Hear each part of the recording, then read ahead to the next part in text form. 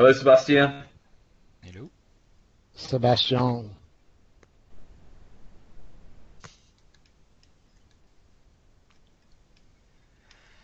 Just cleaning my desktop before sharing. Yeah, you better, be careful. Either Sebastian secrets or trade secrets. Probably both. Oh, can't you accidentally leak us a little bit of Microsoft info? Yeah. You know that happens actually, but I asked Benedek to remove it from the. Oh, really? Yes. Or I guess you can't say. Never mind. When I see I leak, I just don't emphasize on that, and I hope nobody's recording. And then I asked Benedek to remove it from the video. I think it happened 2 times. Yeah, something like that. Because last time was 1 month ago. I leaked the ASP.NET VNext project name and the build result and everything during like 1 sec and on the console because I was working on that. And then I asked him, okay, please remove from time to time. Oh, but you think you're the only one who actually saw it, or you don't know? Yeah, I mean nobody realized that at the moment because it was just a console log. Yeah. But when you pause and you read it, you see you will see the project names and some projects inside and the status and everything. Yeah. And it was not disclosed, so yeah. That's funny. Because there was a console open, and I opened the console to run something like a load test, but it was already open with the current status of my work. So I removed that. And right now I'm closing databases too. Oh, I don't want to lose this script. 1 sec.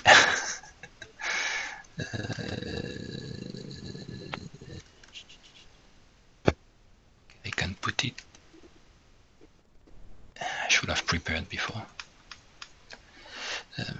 Where is that? Here.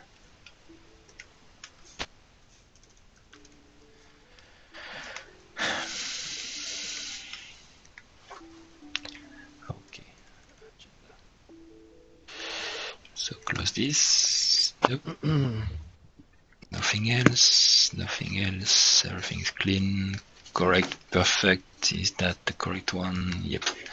Okay, who are we missing right now? Nick is here, Sipke is here,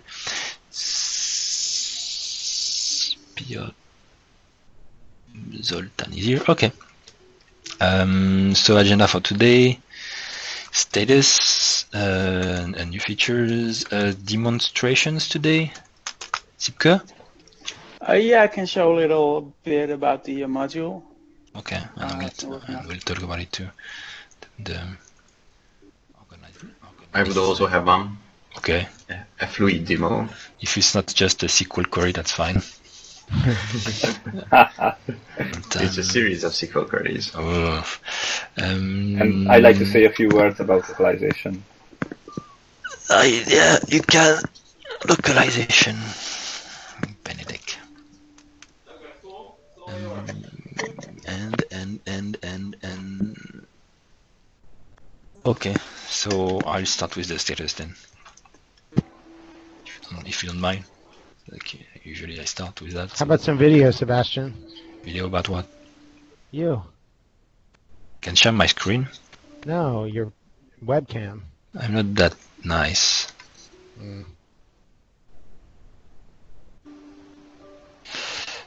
Tell me when you can see.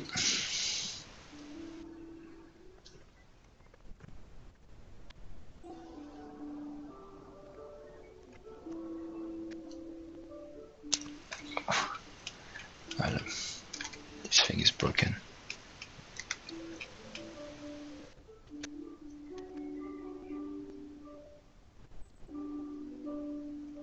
Okay. Yeah, I can see it now. 7 days, this. What is that? Okay, but it was after the meeting. Which is weird because we didn't talk about it, did we?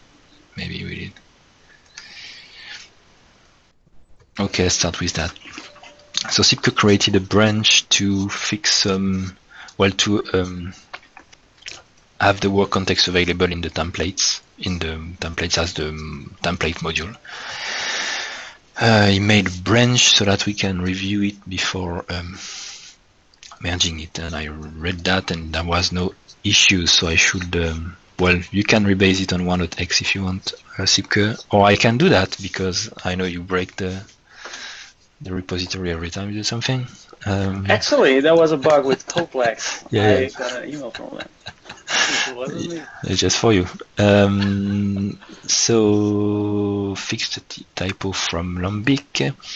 And this one, so let's talk about it because he created it 5 days ago. This is a new branch called Feature.AuditTrail, handled by Sipke right now. So because it's public, I will talk about it publicly.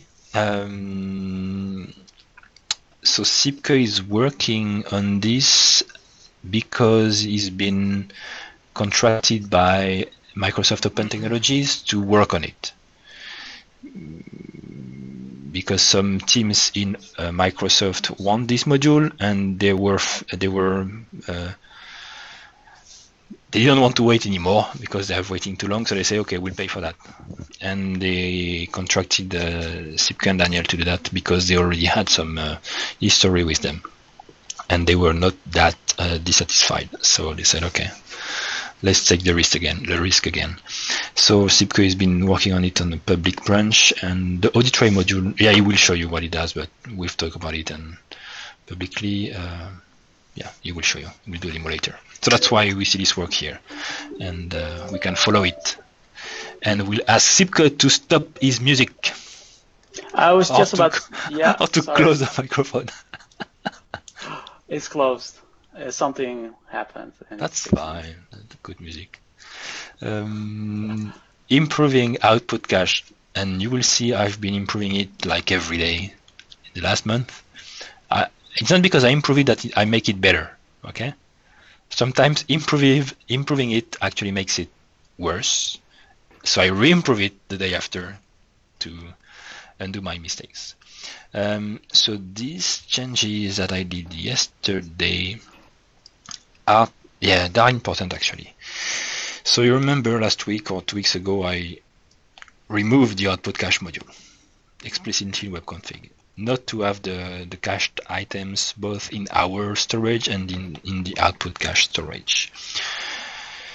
Actually, if we have the OutputCache module, we won't store it twice because we need to explicitly add it to the OutputCache for that to be duplicated. If we set some properties on the response.cache thing, it won't be cached automatically. It will be cached only if we do some weird code to do that. And this is what MVC is doing if we use the OutputCache attribute. So by default, we won't do that. But what is nice with this module is that it will enable the ISKernel cache too. So we need that to be able to enable the ISKernel cache. And you see a huge difference with and without. So now I've been able to fix the issue which led me to remove the module. And at the same time, have the module to be able to enable the kernel mode cache. And so the drawback of this was that it was not handling the query string values for varying the cache entries. That's why I initially removed the module. But now I was able to do that, and it works very well. I've tested it in semi-production. So, and I can show you. If you swear you won't tweet it, so this is, for instance, Scott Guthrie's blog that will go live this afternoon. You know, it's a weblog that is, right now it's this. We've talked about it. So this is right now. And the new one is this one, okay, on Orchard. And if you want to see an ugly one, you can go to Bertrand's one, okay? And so this version of the cache module is running on this website. And the issue was that when you go on older, there is a page 2 here. And it was getting the first page, so it was actually saving just this part of the URL as a cache entry.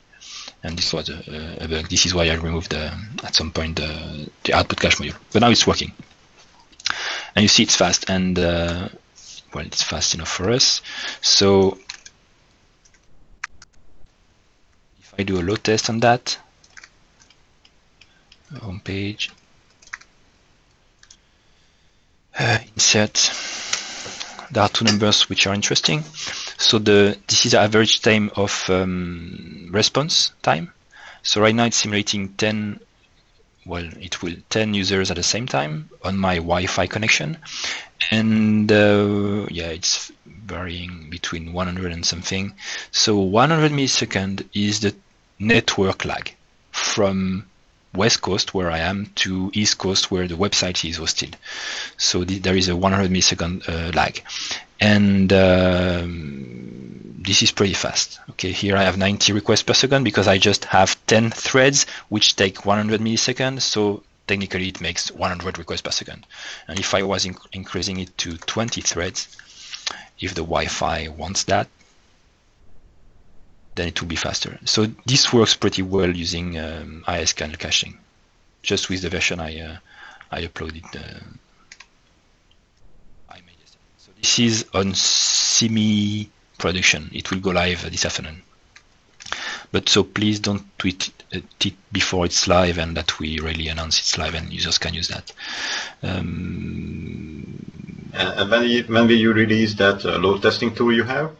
It's been released 4 years, and I've already talked about it, so it's on GitHub.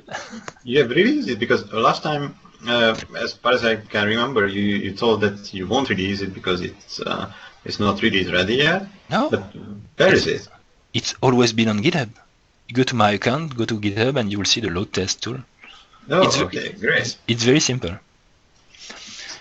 Great. Yeah, beta ASP.NET runs on beta ASP.NET runs on 1.x. Okay, because I had to create some new features for it, and because there were new features, they were 1.x features, like the feed burner stuff, and which are on 1.x. So it's running 1.x. It will show 181 because it's a merge from 1.x, 1.8x, but yeah, it's 1.x. Load test, correct. This is this one. Maybe not up to date. I have to push some changes, but it's there. So this is it. And if you want to see another one, John's blog. Yeah, works too.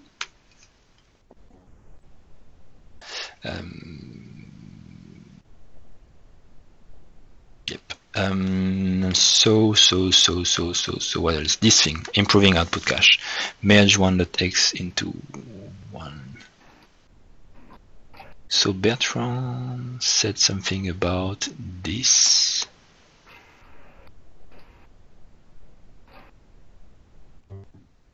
Bertrand mentioned me that this thing was not in 1.8.x.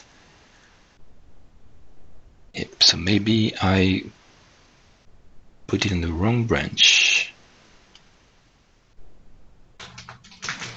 Yeah, it's not, it's a detached head. Okay, so I have to fix it. Yep. So you need, yep, so it's just in 1.x right now. Or is that? You sure you just haven't pushed?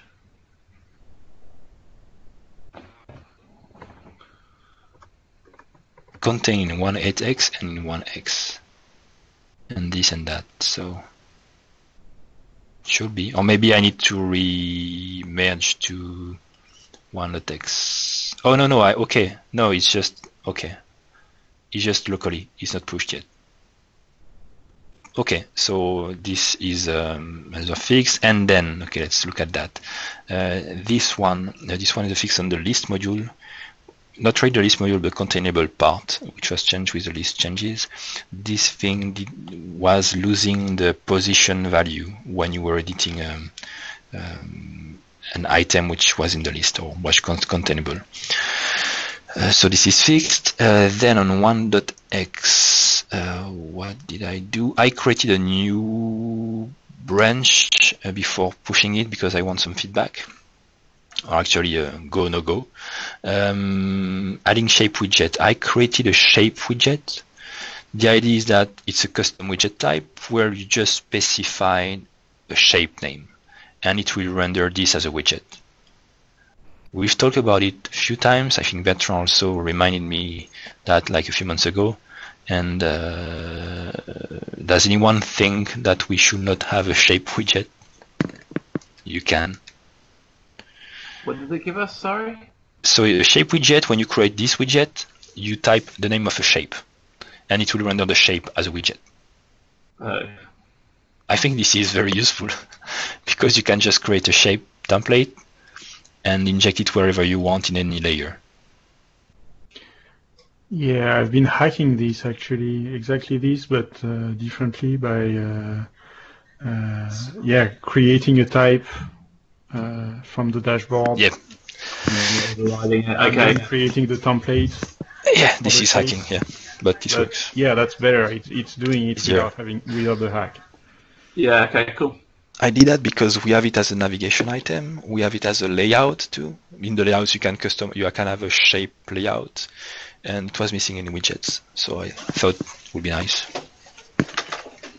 And in conjunction with Sipke's widget module, it's very nice. Is it a shape widget or should it just be a shape part? You know, that allows you to actually. No, there is a part which is called. Oh, it's a shape widget part. I call it shape widget part. It could be called shape part. But attach that to any widget, so it's not really. So like it's a part, and you just attach it to any widget, right? And that just pumps out. Yes, you can attach it to whatever you want. It's called shape widget part, but you can attach it to whatever you want. And it's in the widget module. You can create other shape or other widgets if you want with that. I don't know why, but. So does that have to be attached to a widget? I mean. No, it doesn't have to. You can create a page with that. Needs to be changed. Apart from that. Yeah, you can create a widget page. A shape page. Yeah, so maybe the name just needs to change slightly. What people think about that? Should we also change the name to be shape part instead of shape widget part? We already have a shape part in Orchard.template. What does it do? The same thing? No, it's template actually a template part, more of a template part, but it contains template code. That's wrong.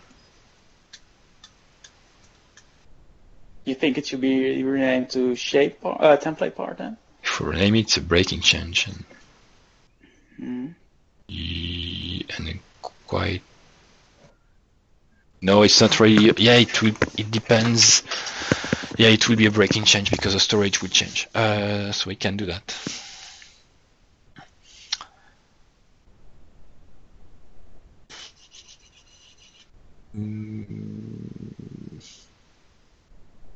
But this will be the way to go.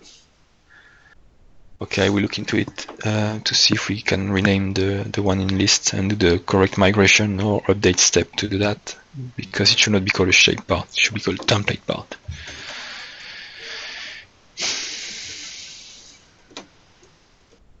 Okay. Yeah, later. Okay, and then we'll rename it to a shape part. Should a shape part be in core instead of the widget? Because then the widget can reuse the shape part to make a widget with that, and we could also create, or the user can create, a shape page if he wants to. That will solve a lot of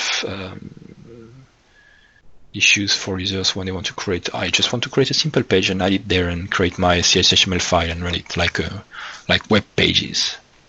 Will the because when you go and create a shape part, you're going to type in a value, right, that's going to be rendered out to the front end. So obviously the user won't. So the user has to manually go and create that CSS HTML file, right? Correct, or to create a template with the same name. But yes, that's it. Yeah, but this is the same case for the menu item, so that's fine. Okay.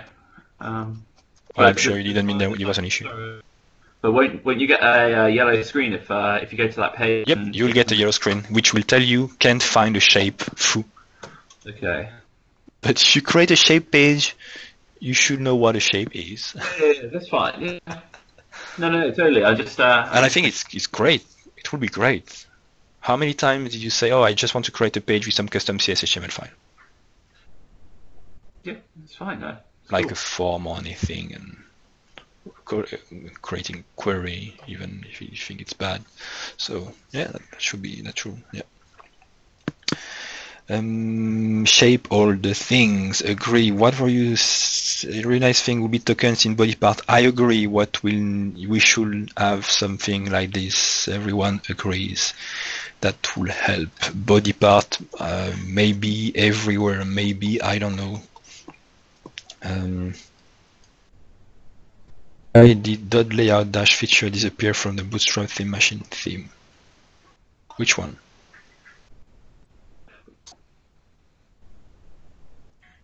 The one that's on beta ASP.NET?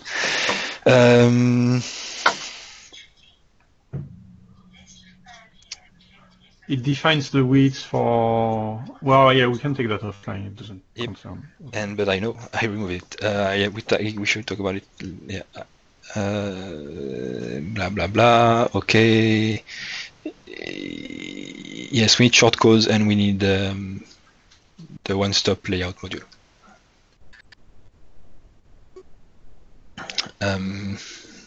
I looked at the code. I wanted to include it. Well, I mean, with to work on it, but no, I don't have time. So later. Okay, that's it for the changes. The list fix and the widget stuff to do. Yep. Okay. Demo. Sipke. Demo time, boys. Desktop share.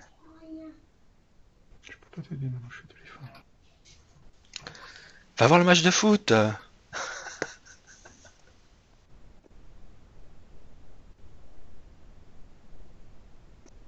Sipke. I'm choosing the monitor, primary monitor, connecting.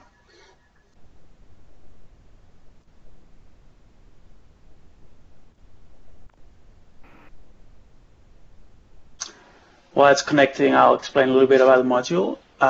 It's called the AuditTrail, Orchard.AuditTrail, and essentially it captures all sorts of events that happen in the dashboard. Such as updating content, creating content, changing content types and parts. And it provides an infrastructure for other modules to plug into.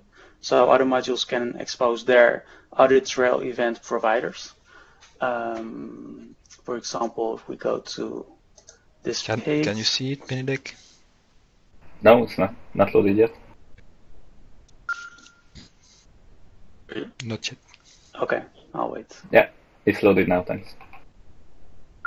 Okay. For example, if we change this page title and we hit publish now, this event will have been recorded and will be visible in the audit trail menu here. So we can see it's published. It's still under development. This is an early preview of how it will look like. But here we see a table of recorded events, and we can configure which events should be recorded. They're categorized, so we have content part, content type, role, user, and content events. This is under construction. I don't see anything. You don't see anything? Yeah, the cache is really slow. Now we can see. Oh, okay. And I hope it will be the same design as the permission. You mean the code? No, I mean the UI with the category and the text and description, and on the right the checkbox. No? We can do it like that. Yeah. That's really nice. Yeah, like a table, and then you can see the description and checkboxes and yeah, because right now we don't see the description. If we look at the code. So yes, every module can add new categories of audit trail events. Okay, and from this screen you will select which ones you want to record. Yeah, exactly. And the API looks a little bit like the tokens API. We don't see anything because you have too many pixels on the screen, but that's fine.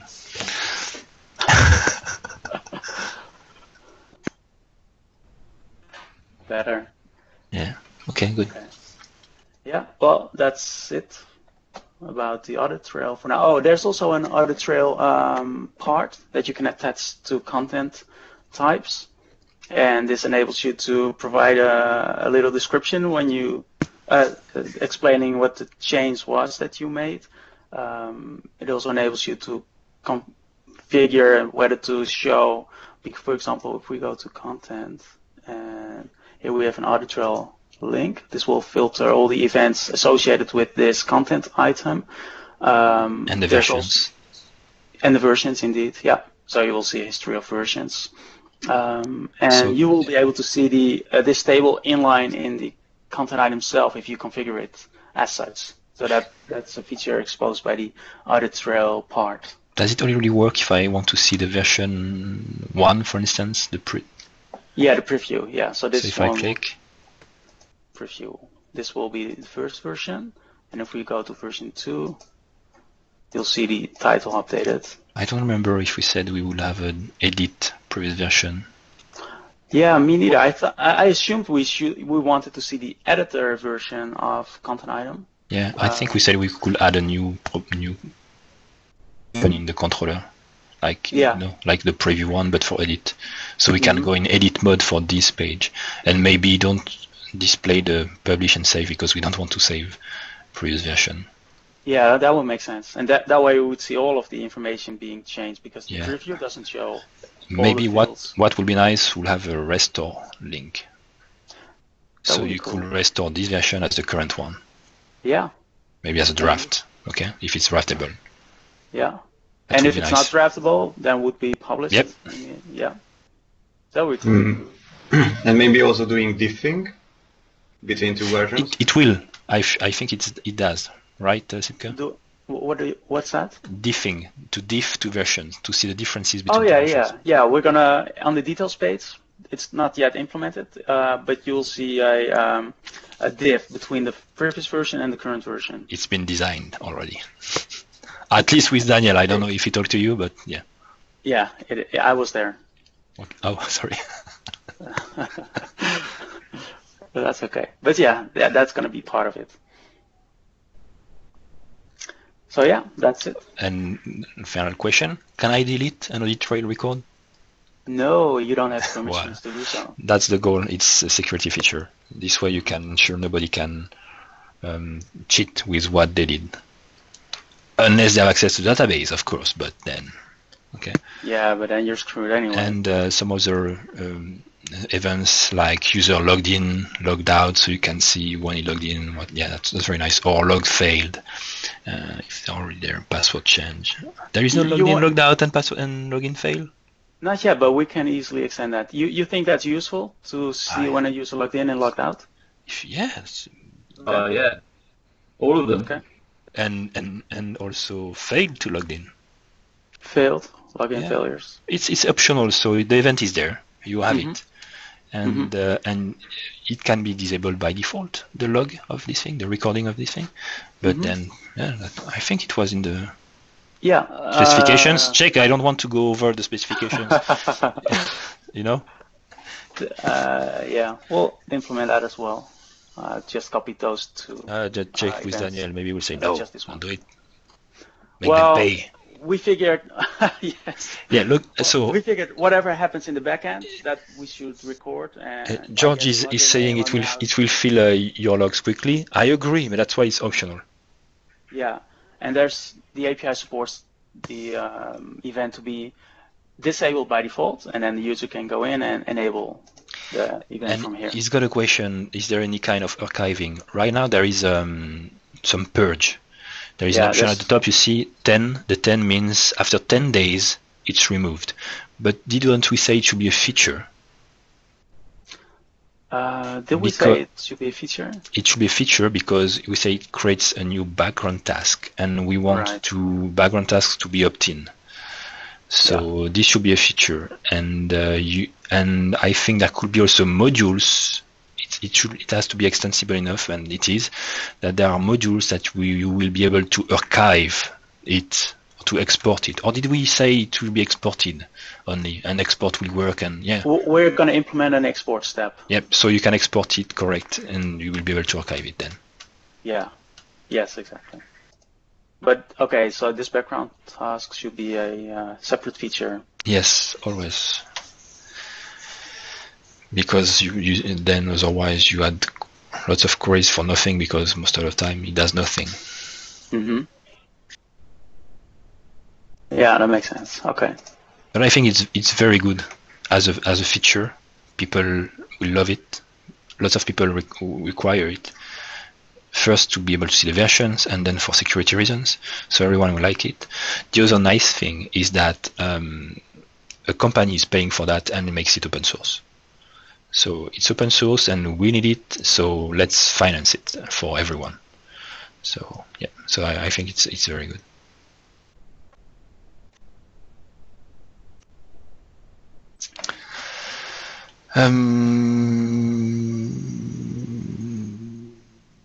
Okay, maybe, yeah, Piotr asking if the storage of those log configurable. I could say why not, that would be interesting to abstract how they are stored, but then you will also need to abstract how they are queried, and they can be queried in many ways, by user, by content item, by event type. So I don't know. Right now it's in the DB, and that's fine. Are there any reasons why we will not want to save it in a DB and somewhere else? Maybe for security reasons? What do you think? Yeah, probably it would be simple to push outside. To another database, or to something external, so it can be tinkered with.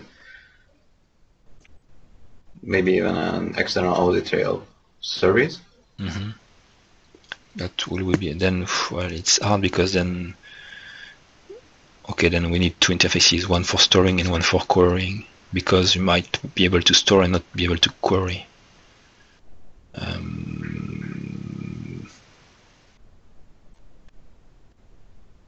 Aren't there some existing enterprise level processes or regulations? Yeah, sure. If someone has any knowledge about that, that would be interesting. Let's Google something. Right now, do nothing, Sipke, but can anyone hear me? Yeah. Okay, Mm-hmm. Zoltan? Benedek then, because Zoltan doesn't want to talk? Yeah, actually my browser just crashed, but I'm here now.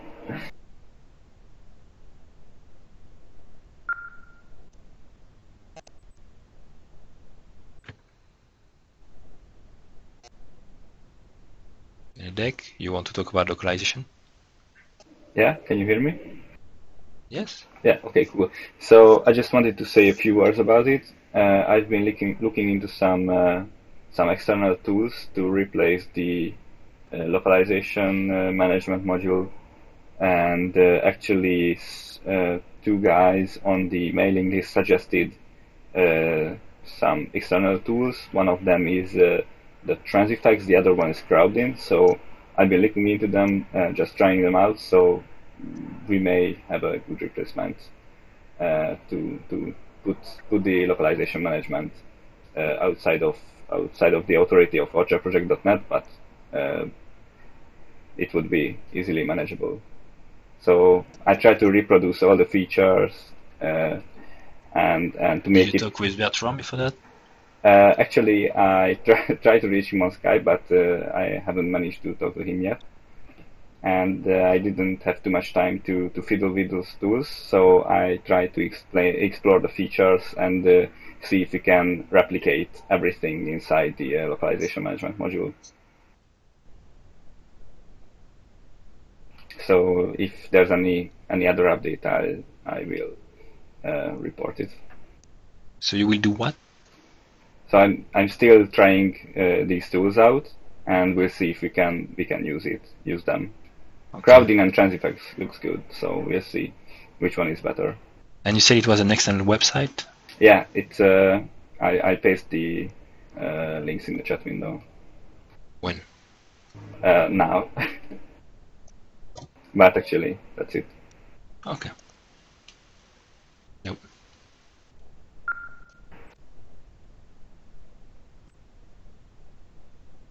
Can you hear me now?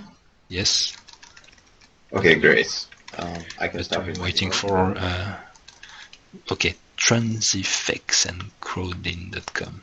So which one should we look at? Actually, it's Crowdin.net. Well, I tried both of them. At this moment, I'd say Crowdin serves our purposes better. But, for example, creating the downloadable packages and things like that are not solved in a way that it would be suitable for Orchard. So we'll see if we can make them generate the right packages, so they would be easy to use inside Orchard. I'm not sure if that's feasible with these tools, but I've contacted the support, so we'll see what they reply.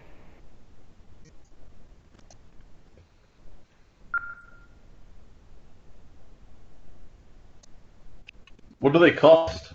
Is there a cost associated? Yes, they are costly. Yes, so but they are. Cheap one is 10, and the expensive one is, well. Yeah, that's right. But they are both free for open source projects. Actually, at the registration, if you give them the repository URL, they will review it, and if they make sure that this is for an open source project, then the service is for free. Yeah, actually, Eric, it's Benedek. I wanted to ask you if you have any insights about these tools, and if you have encountered the same problem with other open source projects. Yeah, your insight may be useful. If you have any what ideas. was the tools? I missed the name. It's Transifex and Crowdin.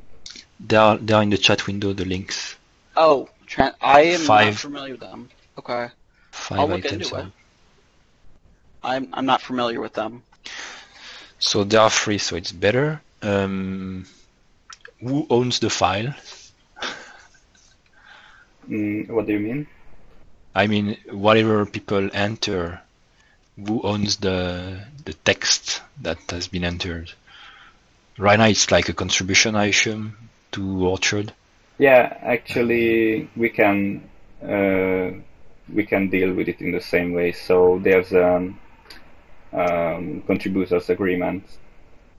So upon registration and entering strings, I assume, I don't know for sure, but I assume that there will be some kind of notification or pop-up that says that enter strings are the property of the project and are contributed. Can you answer Bertrand's questions about, so it's free? Yes, it's free for RSS apparently. Yeah. And he says as long as you can download one package for each culture with the right structure in there.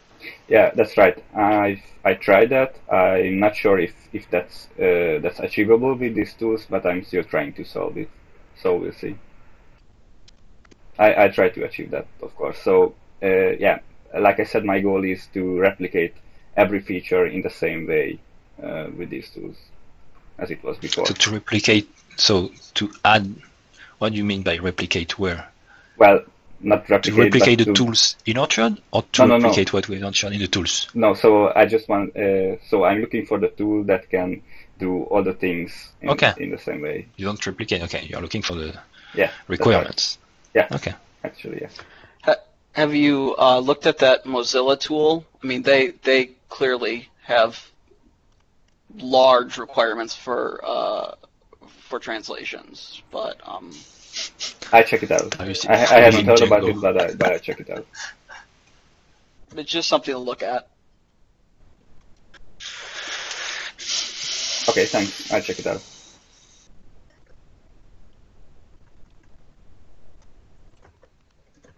Yeah, that's it for me. Okay, thank you. You can download per package, okay, but you can download per package, and the question then is, can you get the format that we expect. Both of these tools I mentioned support the PO format, if that's a question. And well, you tell us if it works. Yeah, I tried out. So as soon as I have some results, I share it with everyone.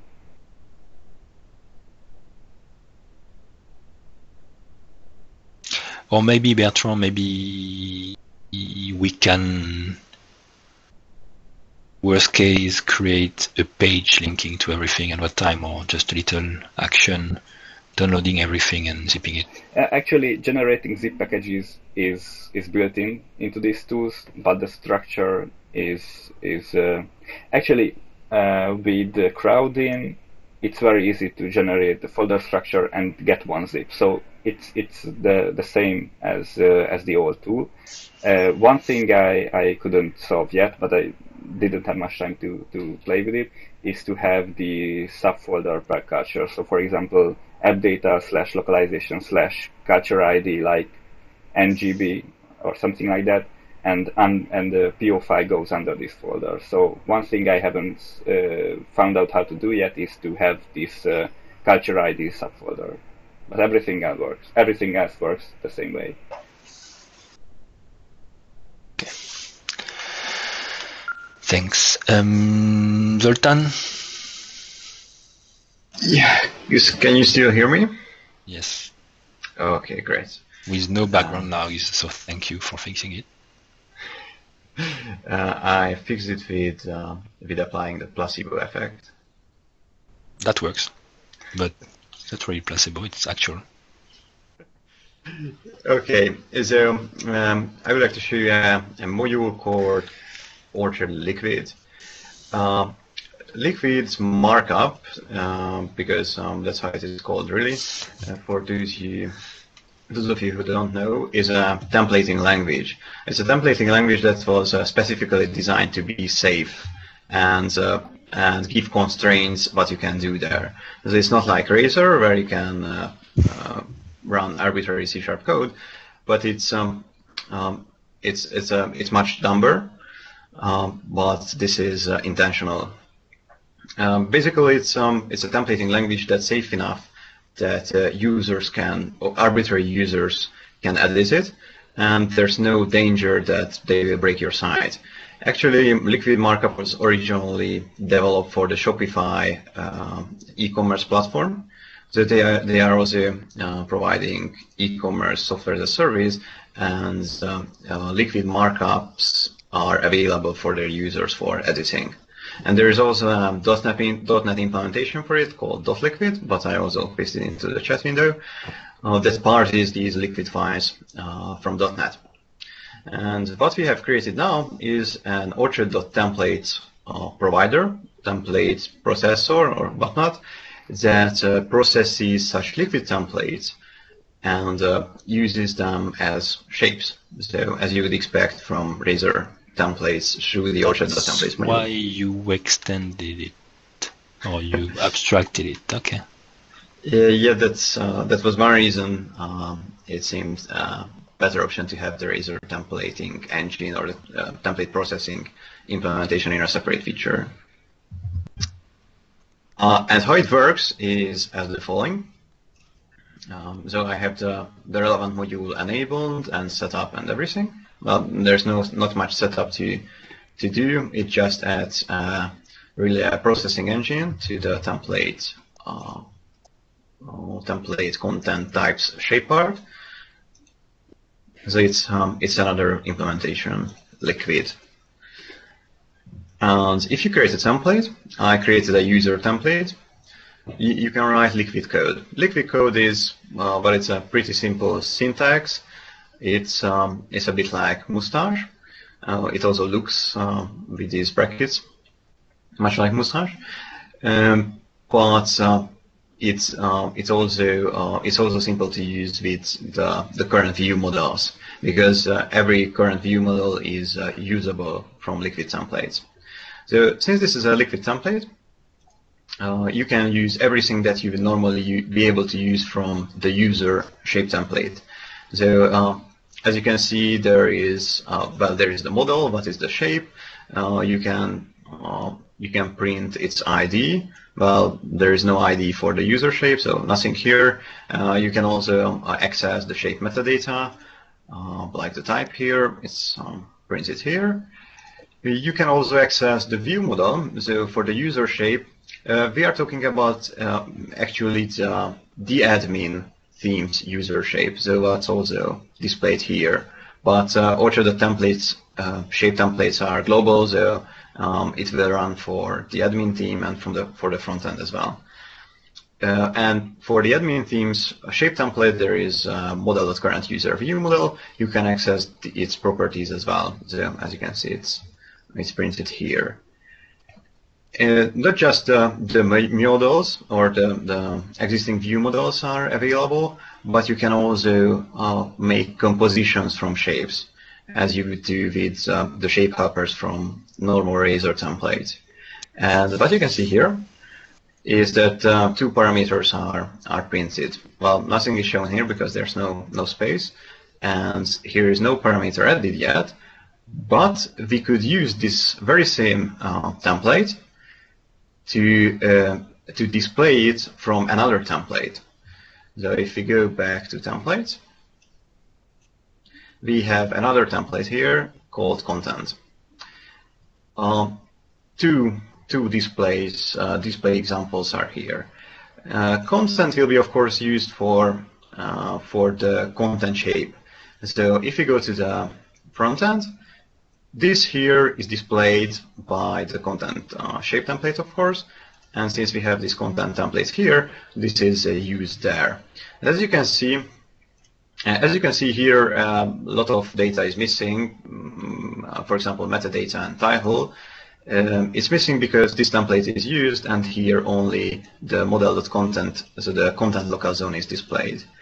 But the point is that there is an option to also display shapes that you have as objects in the view model from liquid templates. So this is how you display a local zone, for example.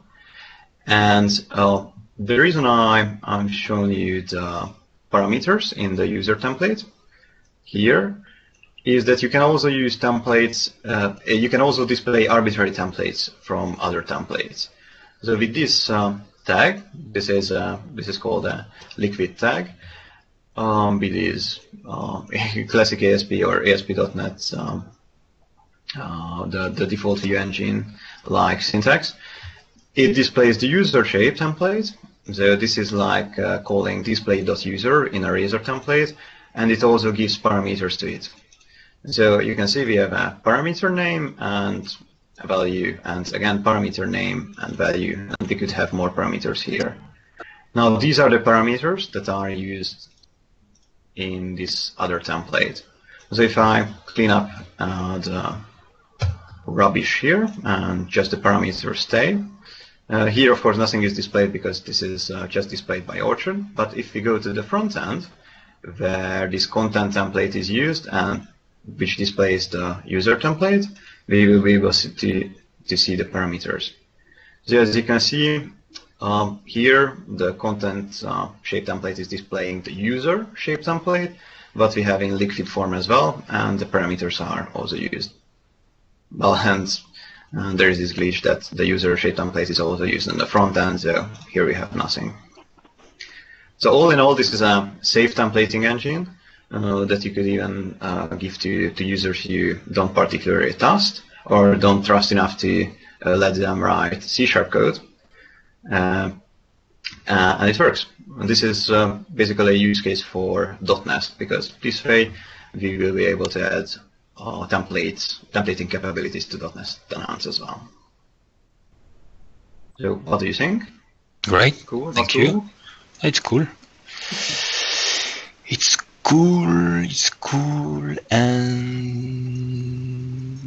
maybe opening a discussion with the bodies, scriptable bodies, or like people said, how do you call that at the beginning of the chat? Antoine, Christian, you said code blocks. well, they were talking about a way to have shortcodes, like in WordPress or other CMSs, inside bodies and everything. That could be also a solution. Because I assume it's compatible with HTML because it's the double curly brace format, so this should work too. Yeah, it is. So today we have BB code, a BB code filter. So you could actually, in the same module, have another feature which would be a liquid filter for body. So you could reuse that in the bodies too. Yeah, totally. Yeah, next week I won't see that. If you will revise the implementation for HTML filters or body filters. Yeah, we need to do that too. Yeah, I agree. Okay. Okay, great. And it's good for security reasons because, yeah, I know, like we have a C# script, and it allows very nasty things to be done if you don't if you can't manage your audience like you do. Okay, great. Any more demos today? Questions? I'm pretty busy, so we'll make it short.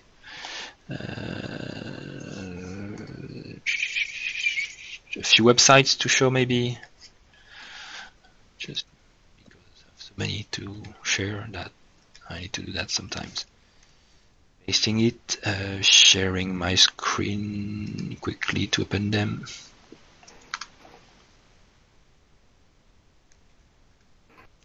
The names look cool, so they must be awesome. There's a Greek one. I'm presenting, so this is a Greek one, if you can see. EU services, what is that? What is that? Marketing website, looks nice. This one, simple German one. Chrysler, the auto dealer of the week. Advantage CS, what is it? Software company. And last one,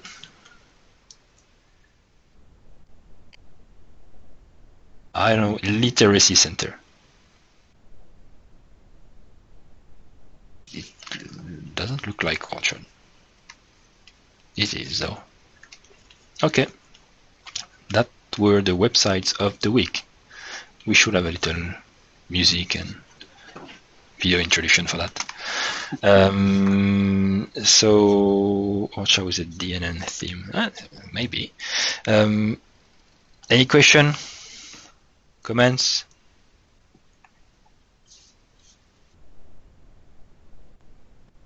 Then see you next week. I will see you at Harvest, guys. See you at Harvest. See you at Harvest. Bye. Bye bye. Bye, guys. Bye, everyone.